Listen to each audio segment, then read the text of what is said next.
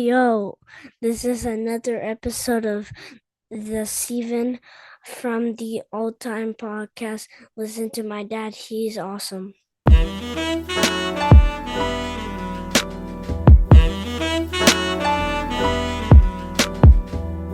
Welcome to a new episode of Steven from the All Time Podcast. I am your host, the Ayatollah of Hip Hop, the whole damn show, the rated R podcaster, a visionary, a revolutionary, and the voice of the voiceless, and an episode where we won't have to shit on Sami Zayn. With my co-host this evening. Hey, what's up, everyone? You already recognize the voice as the greatest there is, the greatest there was, and the greatest there ever will be. And the next big thing in the podcasting space, Derek Alltime.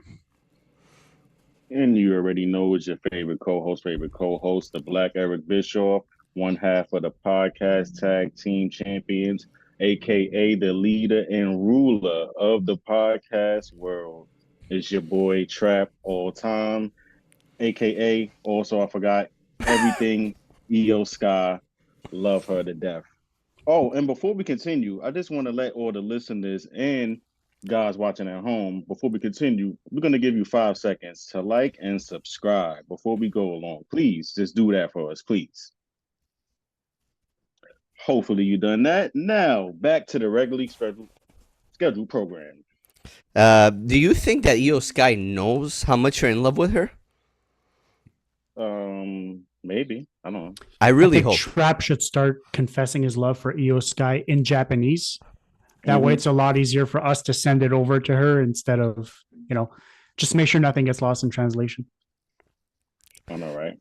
Boys, we're here. We bring you nothing but the best in hip-hop and in rap, all combined in one. And we are going to give you the Bash in Berlin review this evening.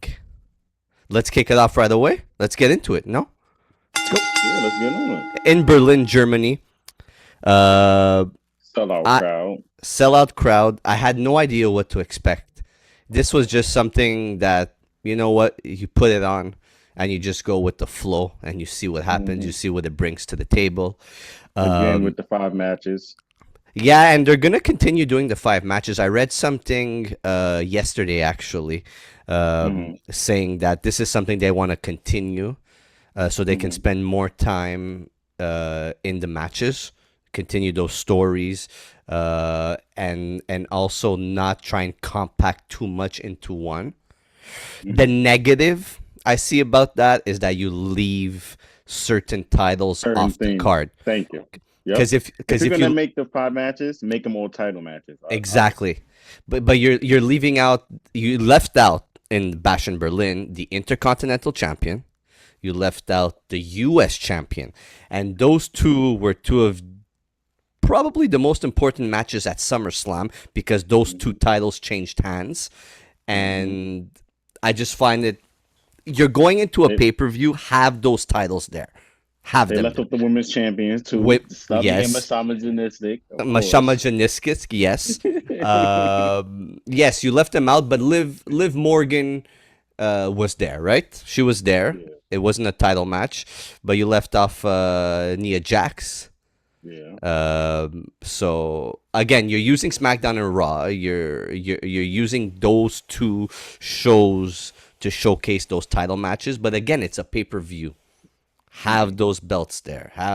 If you're gonna bring back other titles, if you're gonna have other titles, how are you gonna be able to do it? How are you gonna be able to leave off so many title matches off a PLE? Pay-per-view, yeah. Pay-per-view, whatever you want to call it nowadays. I still go with the pay-per-view term. So, again, we'll see. We'll see what they do. 5 matches. I'll ask you at the end your final thoughts on the pay-per-view. I really want to hear what you guys have to say. But let's get into it. Once again, Berlin, Germany. This is the first pay-per-view since getting back into wrestling where I've watched it and it's coming from Germany. The crowd was exciting.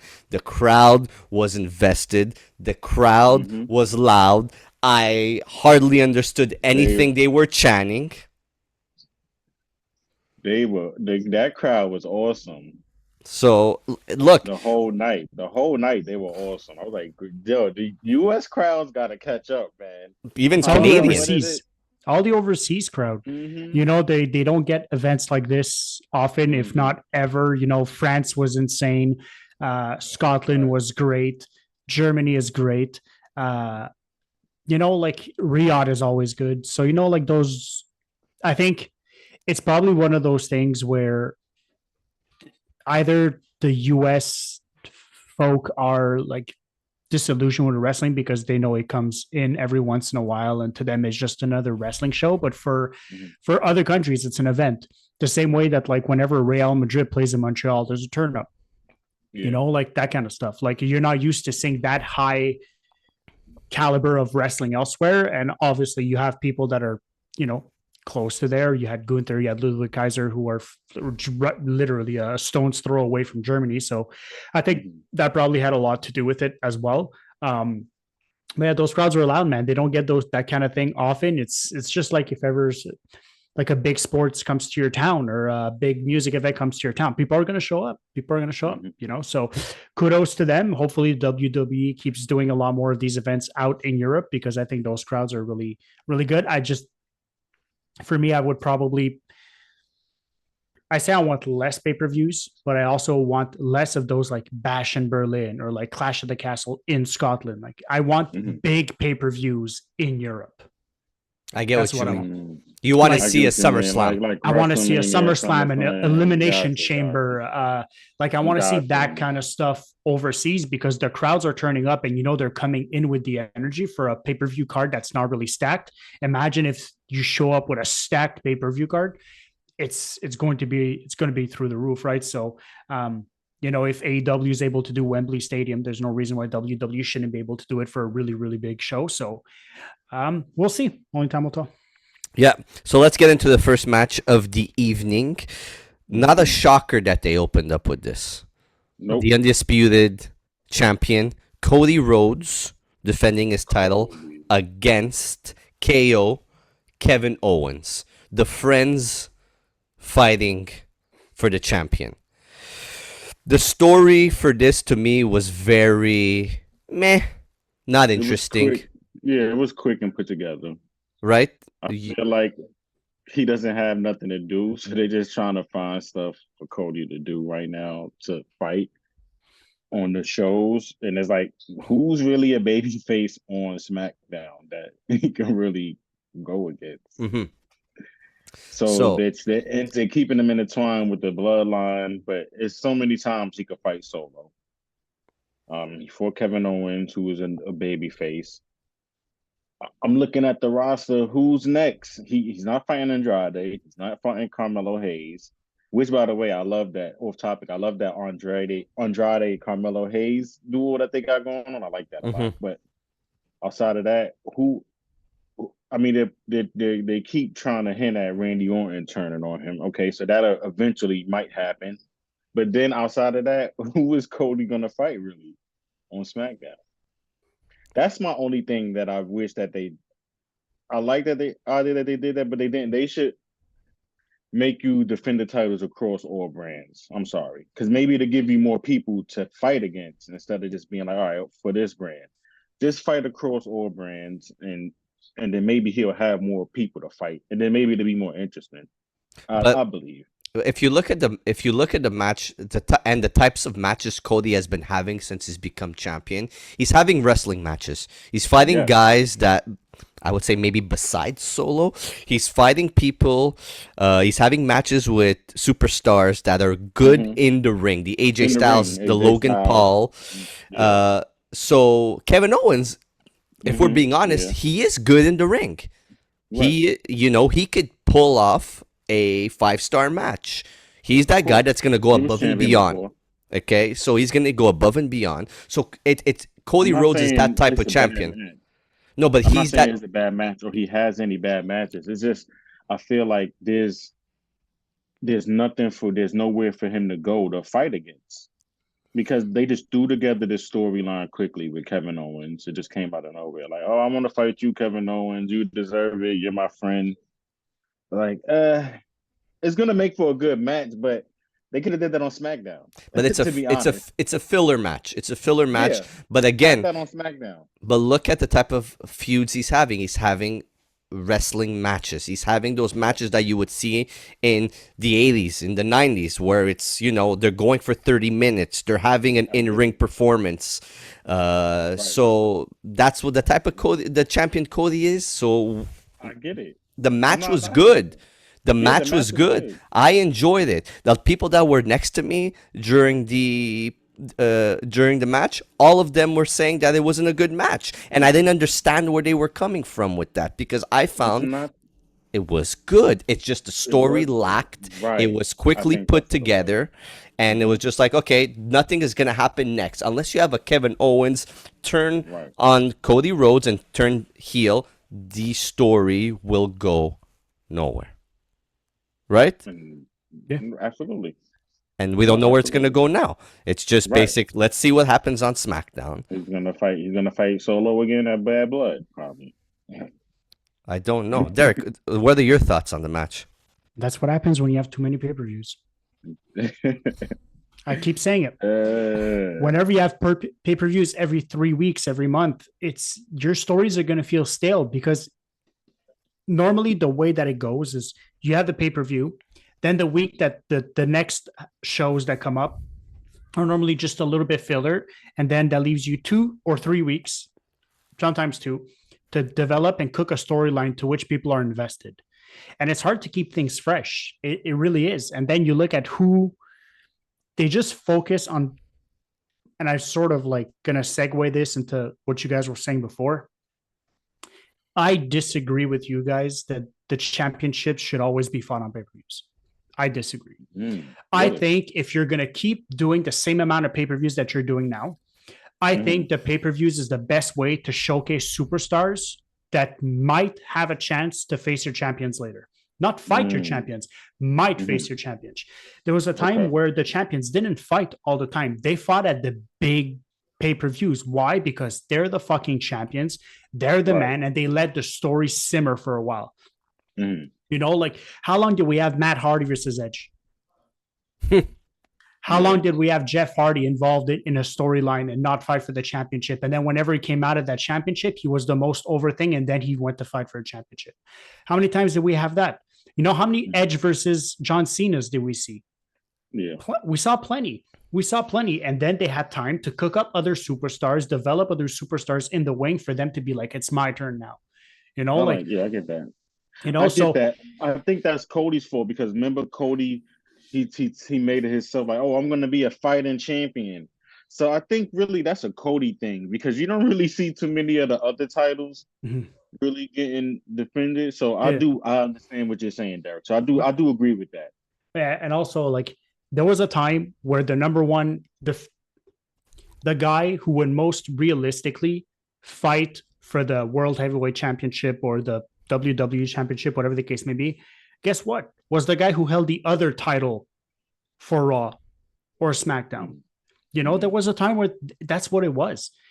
It's the United States champion. He's a champion. Why is he not getting a shot? There was times where guys were fighting for belts. There was a time where the US champion was also the tag team champion. Like they were developing these sort of things, and they helped stories move along by showcasing certain guys.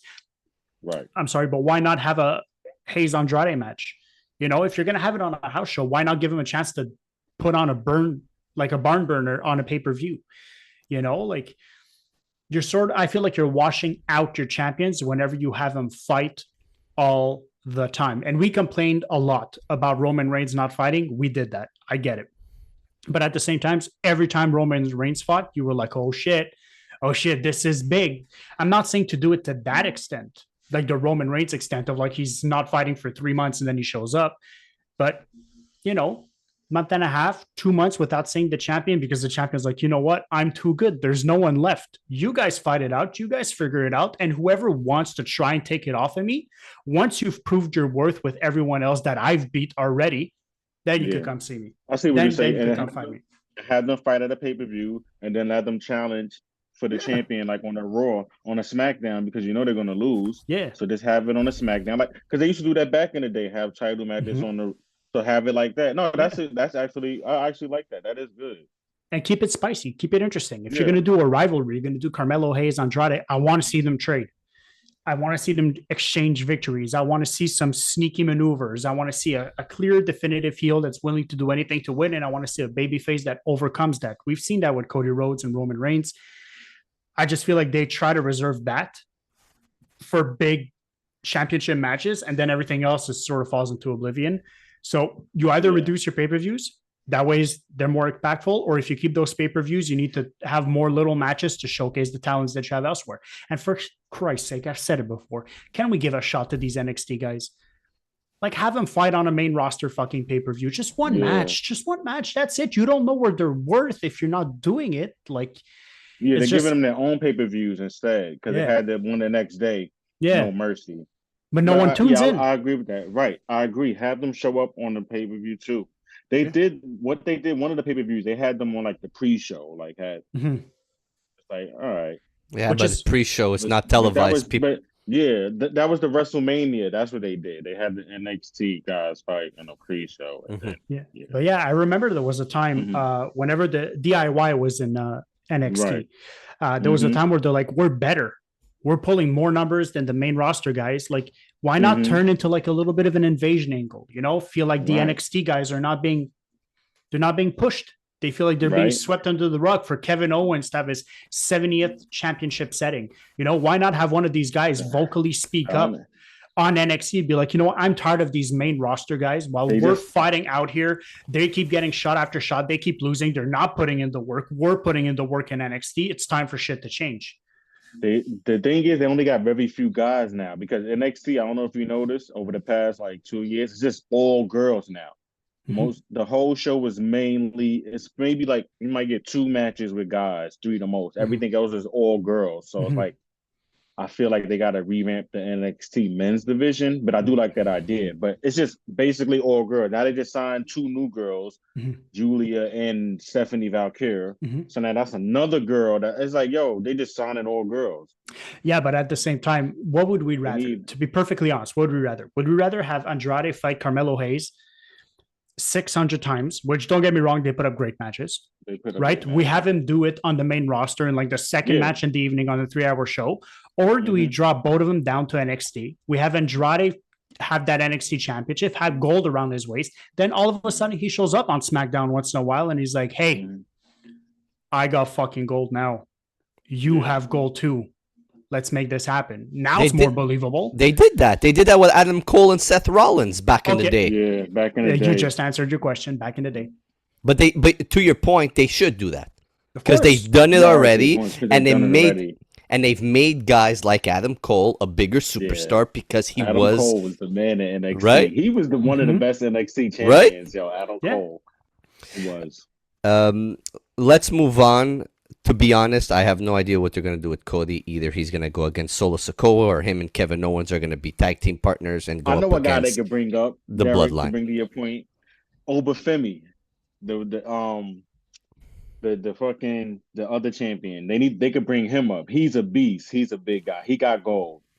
They could bring him up and have he could be an invasion type. Be like, yo, I'm here. I got gold.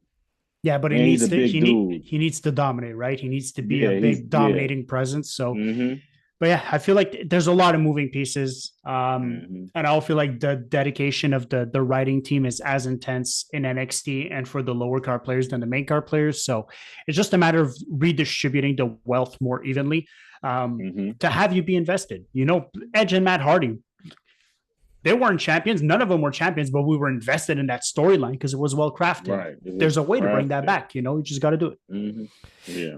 Next match of the evening, we have the Women's Tag Team Championship on the line. The Unholy Union versus Bianca Belair and Jade Cargill. If you guys want to spend some time on it, we can. It was a very enjoyable match for me. The outcome. I'm surprised to hear you say that. I enjoyed it. You normally do not enjoy women matches. That's not true. That is not true. That is not true. The way you look at me with women's matches is blasphemy to me because I've enjoyed women's matches. I don't enjoy all of them, but I've enjoyed Rhea Ripley matches, Liv Morgan matches. I've enjoyed No, I've enjoyed matches, and this was Sure. enjoyable because It we was had. enjoyable. I'm just surprised because it is rare that you enjoy a women's match. It's not rare. I do. It is rare. It's Steven, rare. just go back 2 months ago. You're Yes. like, if you guys want to talk about this women's match, I don't watch women's wrestling. You're I never. always doing a Trump impression. I don't watch women's wrestling. I don't like it. Like, I've never said I don't enjoy women's matches. I just said that they're not as interesting as they should be, and I find that some of the women's matches, the storylines are weak. But this, You and Jim this, Cornette hate women's matches. and It's I'll, fine though. I'll bring the tennis racket. It's fine. But that being said, it was well put together. I like the in-ring performance from everybody. I knew that Jade and Bianca were gonna come out on top, and the only reason they gave the unholy union, the championship belts, was because they were fighting in their hometown a couple of months ago when they won the championship, and you know what, Bianca and Jade deserve to be the champions. Special, man. And Jade's getting better. She's getting better at what she's doing. You know what? Bianca holds Jade to that standard that she needs to be held. Bianca, first of all, if you look at the match and how long Jade was in the ring versus how long Bianca was in the ring, Bianca was there way longer than Jade. But that's every match. But right? That's every match because they still have to cover up for Jade. Jade is still growing. She's green. Which I still stand by what I said. They should have dropped her to NXT first because that's where all the girls are. Have her be dominant. Have that force. Build that force there because she was already a known force coming from AEW. So it would have drew more eyes to NXT. Have her be that dominant force. Let her destroy there. Become champion there. Let her be green, go through the trials there, then bring her up. That's how I felt. Yeah, but then the issue with that is that who are you going to have in NXT to show her the ropes? There's no one like her in NXT. You need someone who's like her, who's a powerhouse, who's a bigger, sort of more powerful thing. You need someone like that to sort of carry her and show her the ropes, because otherwise makes no sense. She could really take over that NXT division. But again, Bianca and her are doing well together. She's learning the ropes. Give her a couple of more months, maybe 6 to 9 months, and she'll be able to dominate to a certain extent. And look, the match was good, very enjoyable. The tag team divisions for the women, I think, is starting to get a lot more interesting with the titles changing hand consistently. More than the men's division, because I find the men's division who's the champions on the Raw again? I don't even know who's the it's Finn Balor and the bobblehead JD McDonough. Yeah. So and the titles never go on the line, and they're just gonna hold it till they probably lose it to somebody. To who though? I have some truth again. No idea. Just the men's tag team division. It sucks.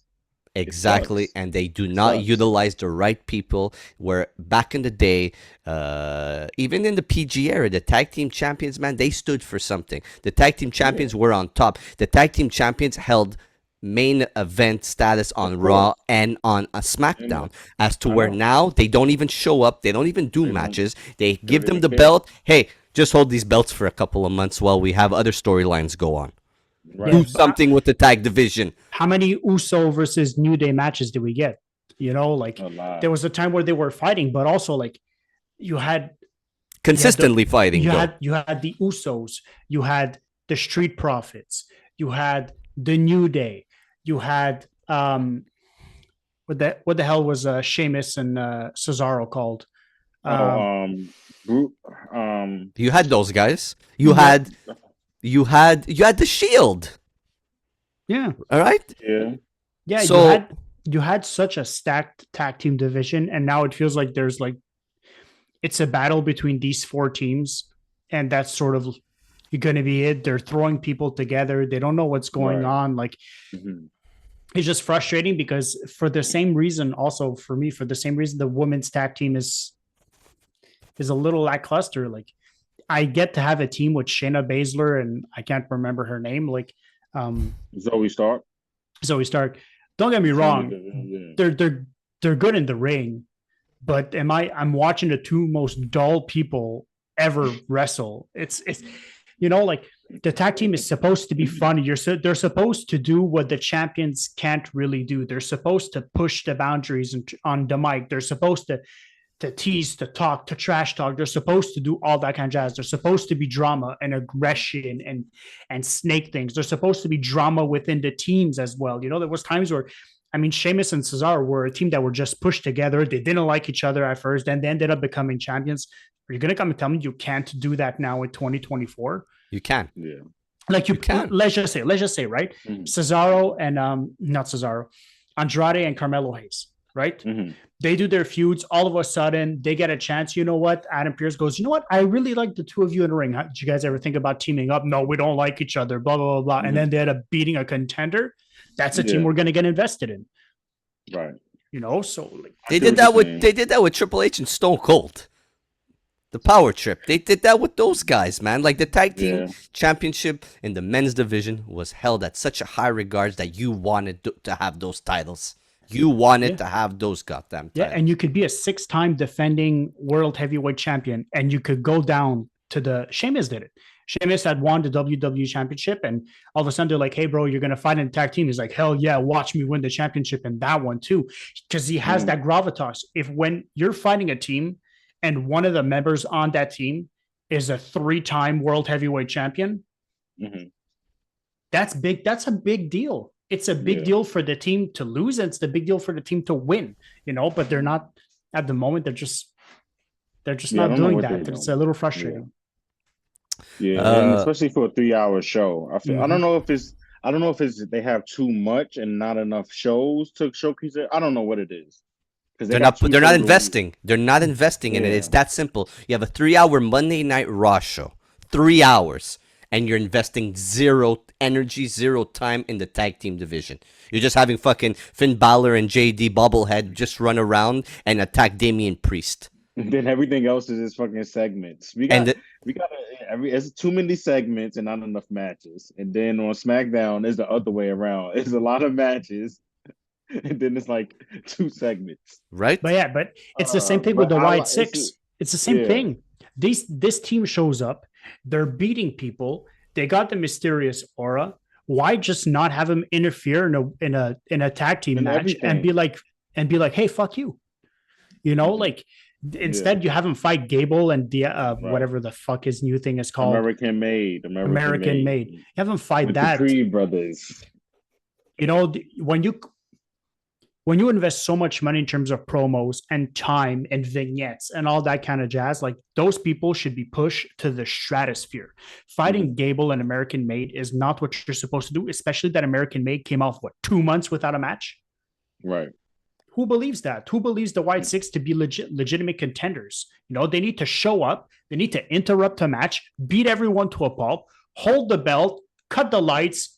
See you next week. That's it. That's it. It's a recipe. It always works. It's always worked in the past. Let's just do it. I know. I agree with you. I feel like they're trying to step away from it because they're not in the quote unquote Vince McMahon era no more. I get it.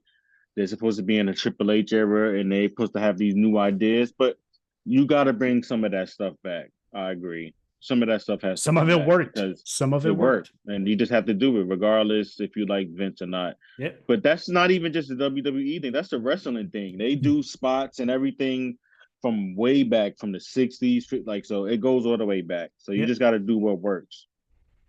Next match of the evening, my favorite match of the evening, one of my favorite matches of the year. What? Okay, CM Punk versus Drew McIntyre in a strap match. In a strap match. CM Punk looked good, actually. He's beating all those washrooms. He looked good. I'm just saying that this match, to me, I didn't know what to expect, especially coming off that very badly put together match at SummerSlam. I don't think it was. I think it was meant. Now that I see what they're trying to do, I guess I think it was supposed to be like that. The match needed violence. The match needed aggression. The match needed somebody beating the shit out of the other person, And they got it. and they got it with Yes. the strap match. But again, Yep. the match told a story. There was a lot of storytelling in this match, and the great thing about it was a brawl. CM Punk wanted to beat the shit out of Drew, Brawl. and Drew wanted to beat the shit I love out it. of CM Punk. And it was a 50-50 match where both of them got the right amount of aggression, the right amount of that guy taking advantage of the other for all the bullshit that they've been through for the last 5 months. And you know what? As much as CM Punk looked amazing and did a great job, Drew McIntyre did a phenomenal job at telling a Absolutely. story, at carrying the match at certain points.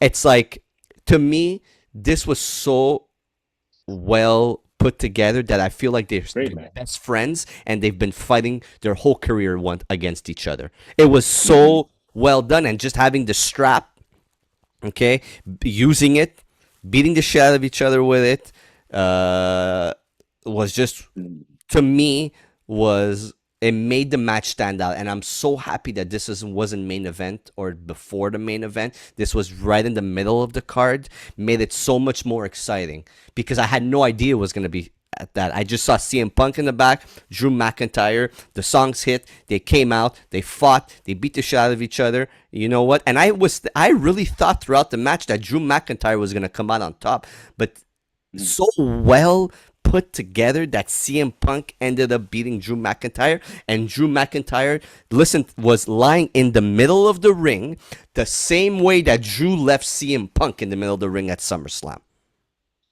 which makes a 1-1 tie, okay? Mhm. And for them to have another match down the line. Is it going to happen at Bad Blood? I really don't think so. Is it going to happen at Survivor Series? I fucking think so. I was gonna say Bad Blood, Hell in a Cell.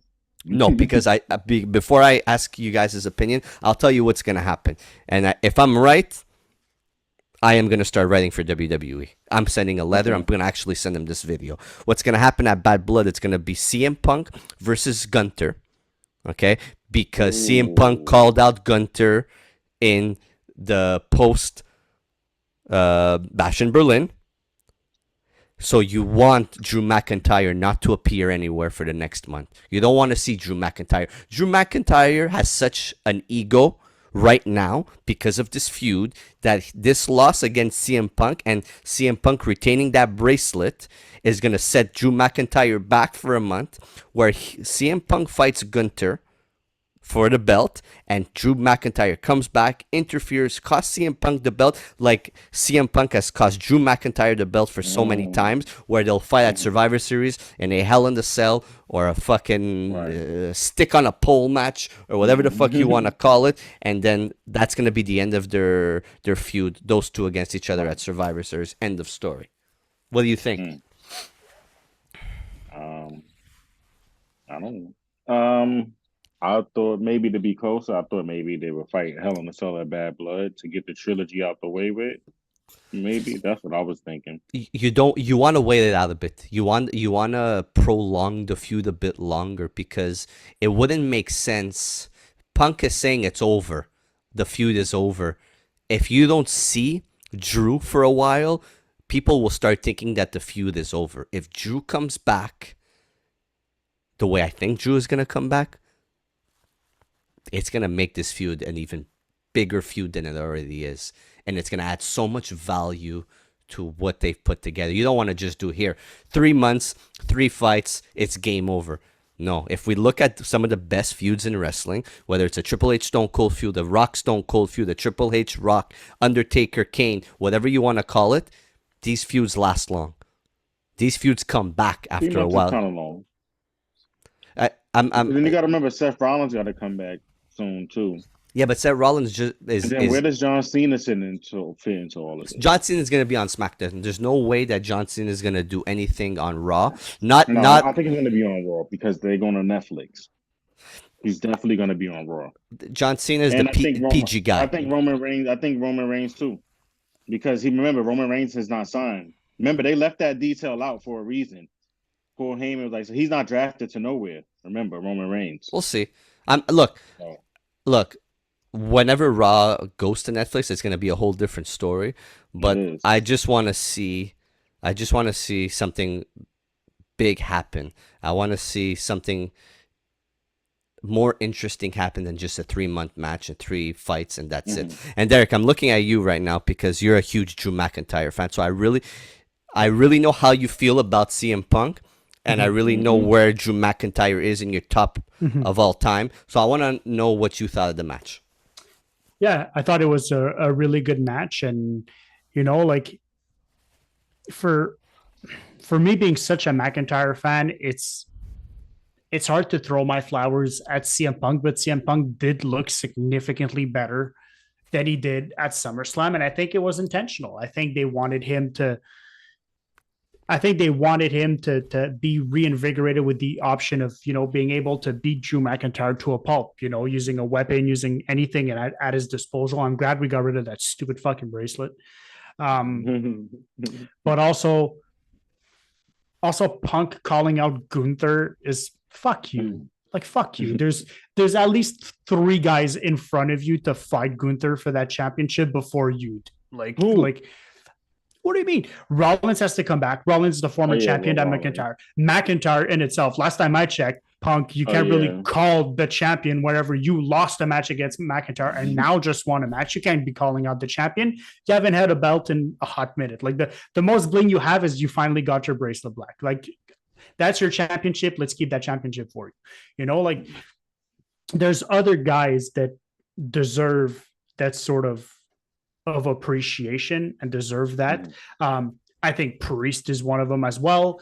There's other guys there. And I understand where Punk's coming from. He likes to talk shit. He likes to disturb. He likes to eat his donuts in the press conference. He likes to stir up shit, and I get it.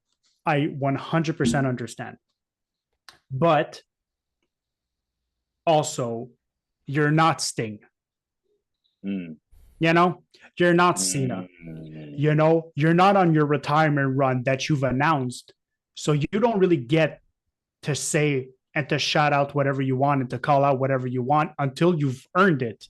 But the And whole right point, now, it's the 1-1. You the haven't whole earned shit. yeah, but the whole point of Drew coming back and saying, "Why does this motherfucker get a title shot and I don't get a title shot and I've been the one screwed?" The more to get Drew angrier and to the next level and to fucking screw Punk over the way he's been screwing Drew over. Which I agree. Don't get me wrong, I agree. But I think that if that's the route that you want to go, you're good. Punk is not only pissing off Drew McIntyre in doing so, he's pissing off Seth Rollins, who was the champion. He's pissing off Priest, who lost to Gunther. If anyone should have the first dibs on the championship, it should be Priest. Damian Priest. So if they decide to go that route and Punk gets that title, there's 3 guys that legitimately now have beef with Punk in terms of getting what done. But then who goes against Gunther? The one guy who doesn't want to fight Punk? That doesn't really make sense to me either. So it's a strange sort of thing, and we'll talk about the Gunther Randy Orton match because it was really good. But I think that's the thing with Gunther is that Gunther is not really going to call out anyone. He's not really going to call out anyone who's frustrated him in the past. It's going to be people sort of climbing up that ladder to see him. But I just don't know where that fits. Also, I haven't seen Rollins in a hot minute. I don't know what the fuck's going on with him. He's injured. Because fucking Bronson Reed. Big Bronson Reed. Is that going to be what's coming up? Is it going to be Big Bronson Reed? It might be. Punk being like, "Oh, I'm going to fight Gunther. And then Bronson Reed just shows up and fucking puts him on the shelf. Splash him. Yeah, I'm about to say could be cool. It could be something cool. Fucking awesome. That's yeah. Let's have people hurt people. Kayfabe. Right. Let's have people hurt people and be like, "Oh, all those guys that you thought you were going to fight." I got rid of them. Fighting me. Yeah. Now it's me. I would like to see Gunther Big Bronson Reed. I'm in for that. I'm in. I like Bronson Reed. I think he's really, really underrated. I like him. He took out Braun Strowman. Hell yeah. Took out Braun Strowman. Yeah, I know. Yeah, stop. Took out Braun Strowman, but also at the same time, like poor Braun Strowman. You know, you go from 3 years ago being the monster among men, literally laying waste to everything and everyone has ever seen, to all of a sudden, like a guy who lost the Intercontinental Championship match to Sami Zayn, and he's the one that takes you out. It's a little steep of a climb, you know, but it is what it is. I want to get to that Gunter Orton match because there's so many pieces of the puzzle that could connect once we get to that match. So let's jump in real quick to the Terra Twins, Damian Priest and Rhea Ripley versus Dominic Mysterio and Liv Morgan. To me, Rhea Ripley was the star of that match.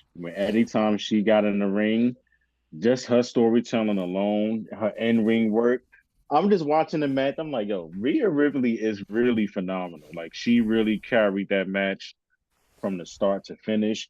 When she interacted with Dominic, which I knew it was coming, did you hear the place? Yo, the place got unglued when she put fucking Dominic in that headlock. Holy shit.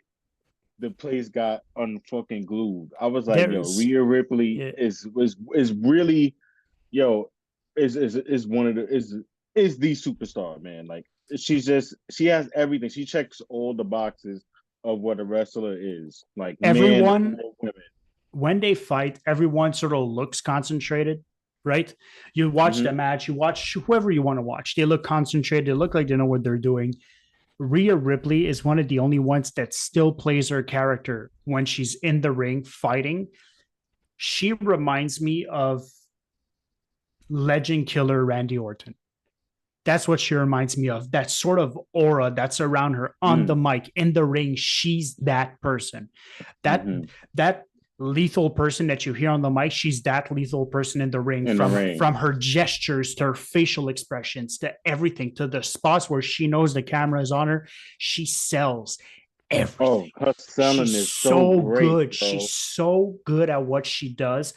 Any match you put up with her, and I'm glad they did that in the match. They had her interact with Dominic Mysterio, and they actually had her like fight Mm-hmm. Dominic Mysterio, because Yeah. I've been calling that. I said that should be a You thing, said right? that. That should be a thing. That You should be a said thing. that.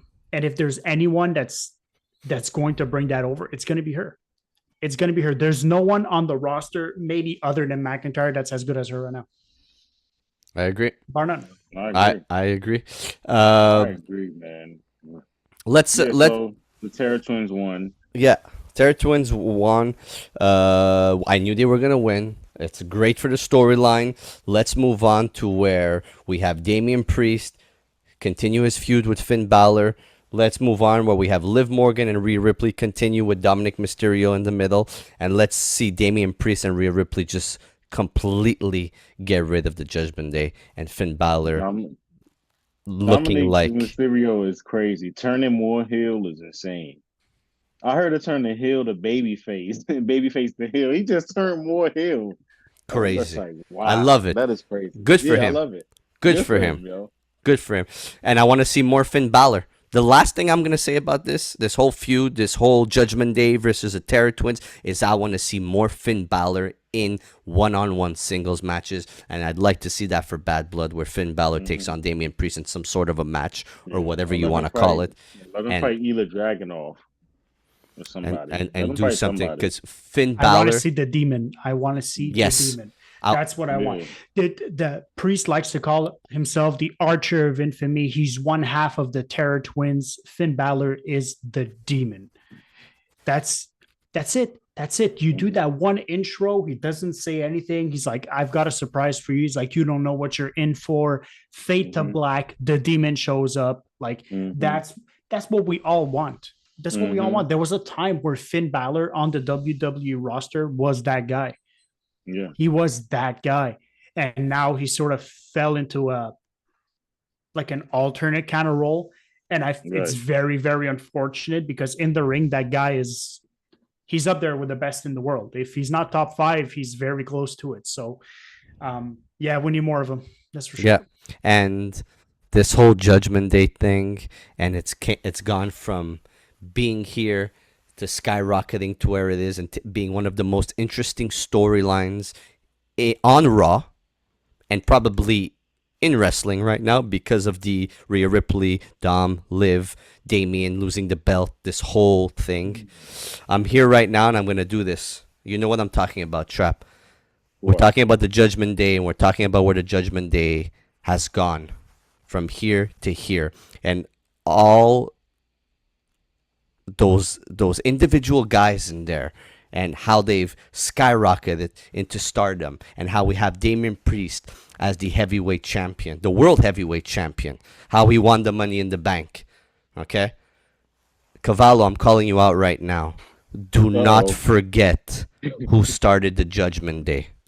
Do Edge. not forget remember who started the that. Judgment Day, and if it wasn't you for watch- Edge, none of these Did you watch none of these storylines, Trap, would ever exist if it wasn't for Edge. Did you watch the Damian Priest document? He talks about that. He goes like, Exactly. him and Edge. Edge came to him because he's seen his work. He was like, "Yo, why don't we do something like kind of like the Brood?" And then Exactly. he's like, "Yo, you want to bring in Finn Balor?" He's like, "Yeah, want to bring in Rhea Ripley?" And then they were saying on the documentary they both agreed because kind of like they were like kind of lost in the shuffle and didn't know what they were doing, and they were like the Judgment Day kind of brought on this, which I was like, I kind of right. And then they had to turn on Edge, and then they turned on him, and then. Yeah. And look at where everyone is now. I agree. You're right. I'll bring Main that up in a event while. time. Main event time. We have the World Heavyweight Champion on the line, Gunter, putting his title on the line for the first time. Can Gunter. you talk about that introduction by Ludwig Kaiser? I Oh, thought that yes. was so fucking amazing, bro. It would just put me off guard when the camera just pans him and he just standing there with that fucking With his arm behind his back. Yeah. Good for him. Ludwig Kaiser's amazing, bro. Like he's amazing. But I like Gunter putting his title on the line for the very first time against the Viper, the Apex Predator, the Legend Killer, the 290-pound Randy and Nutella. fucking Orton. Boys, I love this match. I thought it was a great main event in Berlin. Gunter being the most over I've ever seen him, and for a crowd just completely chanting Gunter the whole match, singing Randy Orton's song, like the loudest I ever heard ever. big shout out to Randy Orton for really putting this match together with Gunter and putting Gunter over as a champion more than he's probably ever been, even with the IC champion for 666 days. Randy Orton did a phenomenal job with putting Gunter over. I gotta say, for this being, I wasn't crazy about it at first, but for this being Gunter's first title defense and being able to beat such a legend like Randy Orton, and not beating him 1-2-3, beating him with the sleeper hold was something incredible to see, and to Great show it. storytelling. It's great to see guys like Orton go. Did I not in our last episode say that they should be bringing back submissions? You did Yes. say that. But that's Gunther. Where's my fucking contract, WWE? Let's fucking go. But yeah, that match was insane. Listen, if Randy Orton has slowed down, we all notice, we all see it. But if that guy is not top 5 ever to do this, then I don't know.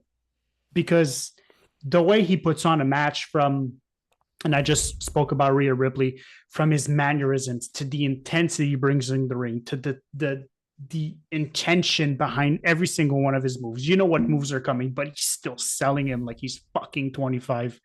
That guy is on a whole other fucking level when it comes down to in-ring performance, to telling a story. There's no one better. There's just no one better. And for a guy who slowed down, he still fucking killed it. He's absolutely monstrous. He's huge. Mhm. He's been fucking stacking himself with the fucking Mexican protein. With It's the doing him Nutella. some good. It's that Nutella. I don't know. There's something else in that Nutella. Let me said- tell you, he it ain't the said same it's- he Nutella said I'm it's- eating.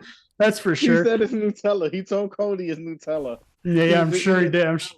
Yeah, I'm sure there's other protein in that Nutella, but yeah, Gunther was great. Ludwig Kaiser's intro was great. There was the first 30 seconds of a match wasn't even them fighting. It was just them letting the fans fucking just blow the roof off the that place. was amazing too. It was great. It was great. They looked at each other like they had like a little smile on their face of like, yeah, let's enjoy this. Let's let them do their thing, you know. And for them to, we've known Randy Orton. Randy Orton likes to break character. He does that quite often in promos. But to have Gunther also just have that little smirk, and Gunther's always like the very serious guy, to have him sort of break character, I think that was a really cool thing as well. Because, and we've said this before, I genuinely think that it's a really big deal for these superstars to fight in their hometown.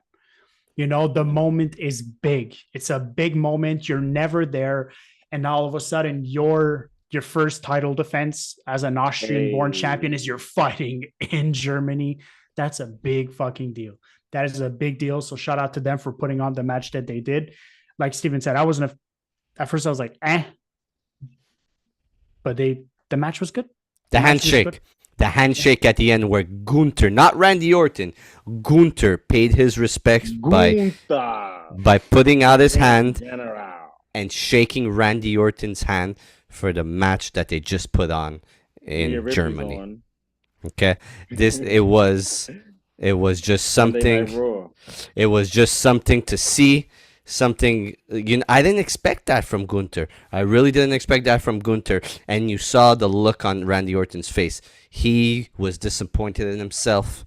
He left that ring quick. He had that angry face on. So I'm telling you now, that is going to bring something to happen when he gets back to SmackDown, because Randy Orton is hungry. Randy Orton wants a title shot. Randy Orton is going to turn heel, and he's going to turn on Cody Rhodes, and that's going to be another storyline to tell. I'm telling you, you saw it in Randy Orton's face. Randy Orton looked so disappointed in himself, but angry at the same time. I saw, no joke, the Viper eyes.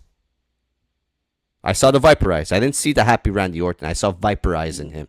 I saw him, the Randy Orton Hell in the Cell versus John Cena eyes. Okay? He wants that gold. He wants that gold. And he deserves it.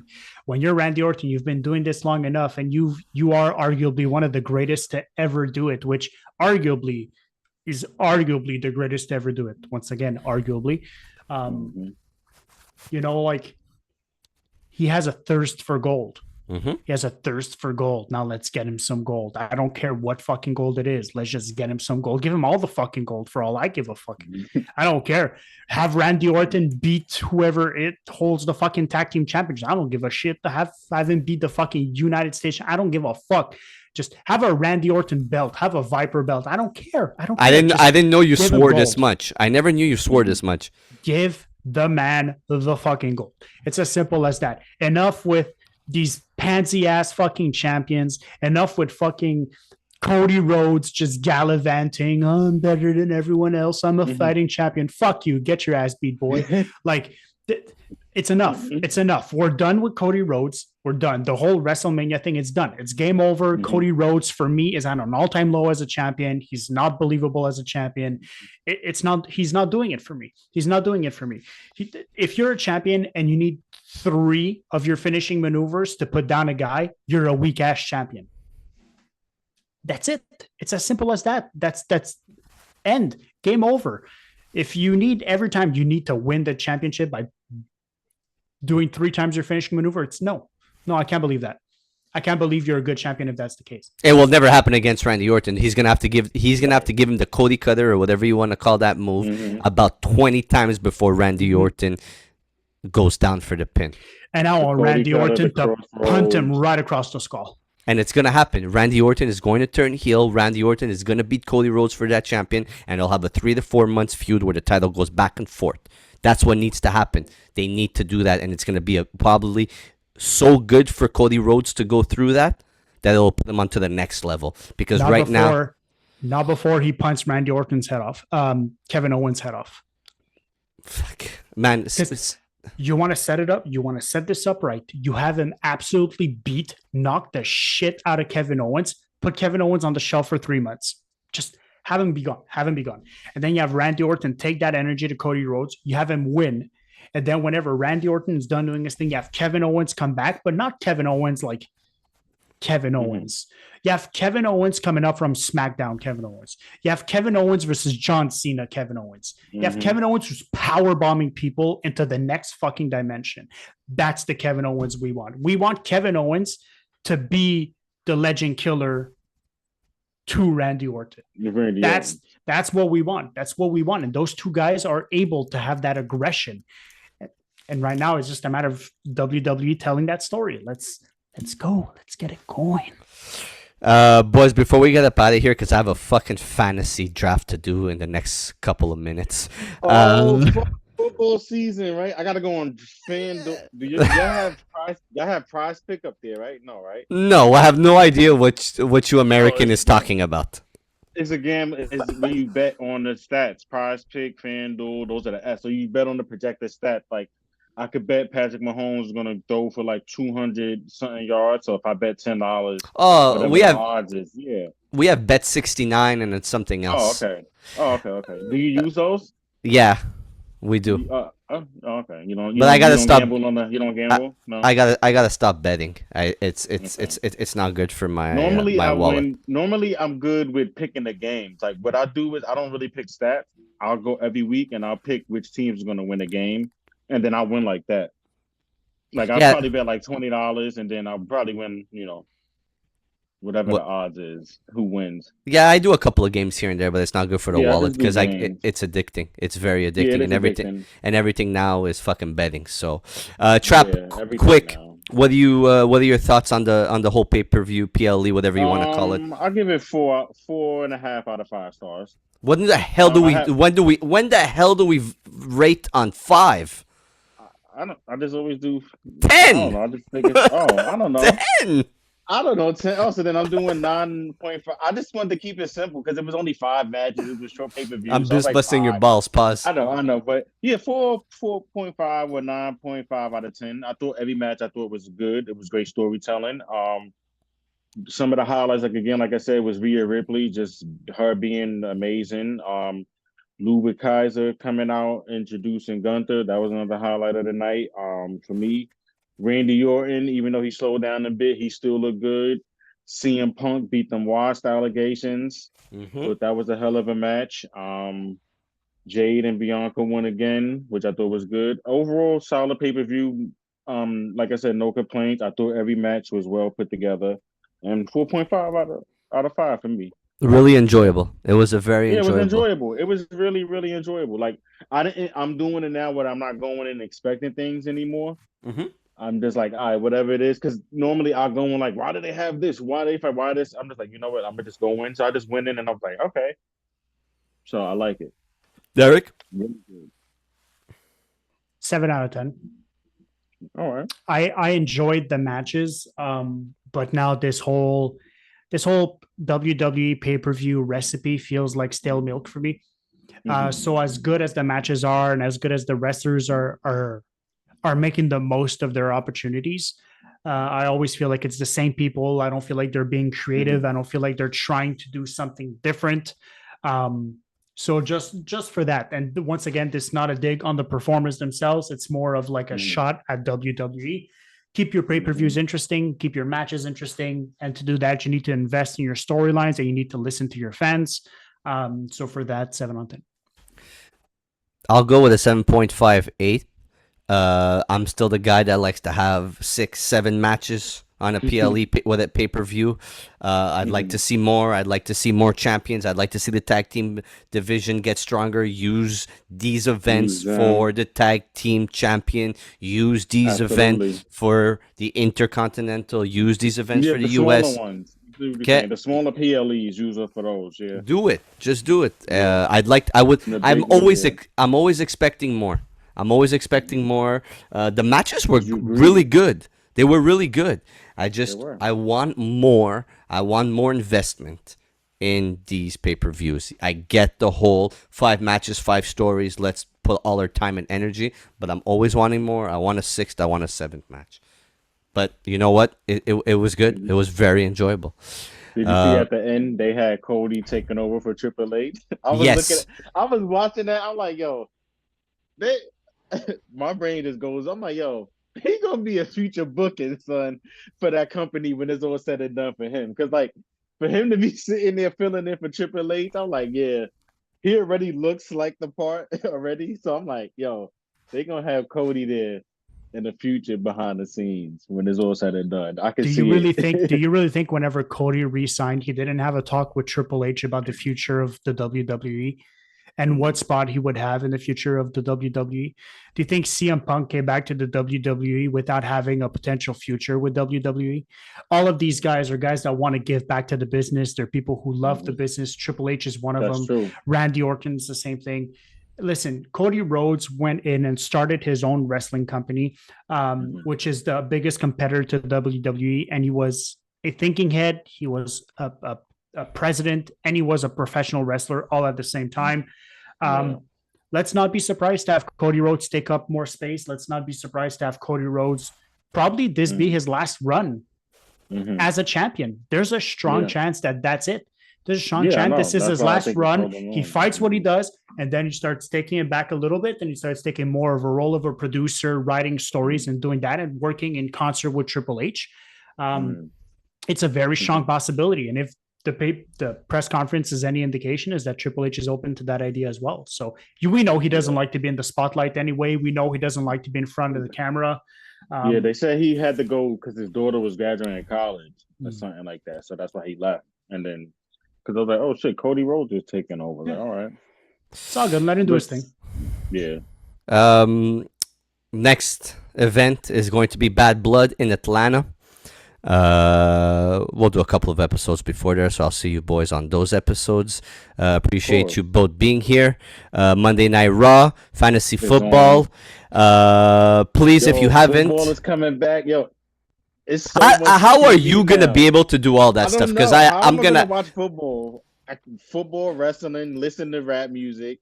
How are we gonna do all of this? We lucky we don't talk about sports on our podcast too, because then that's a lot too. Well, between music, wrestling, then you got to watch football. And I know what I'm doing. It feels like come on every day now. I know what I'm doing. I'm gonna be getting a divorce. What? And I'm just gonna live on my own and do my own thing and just live the life of just watching all these things, running a podcast, and that's it. And if people aren't down with that, it is what it is, because we bring you nothing but the best in hip hop and wrestling all combined in one. Trap, like you mentioned, please go like and subscribe if you haven't already. Subscribe and like. We'll be back. Bad Blood, hip hop, all combined, all the things you want to hear. World Heavyweight Champion Gunter, and that's about it. If you're not down with that, boys, we got 2 words for you. Like and subscribe. It's true. I still don't know how to stop this. Peace. Peace.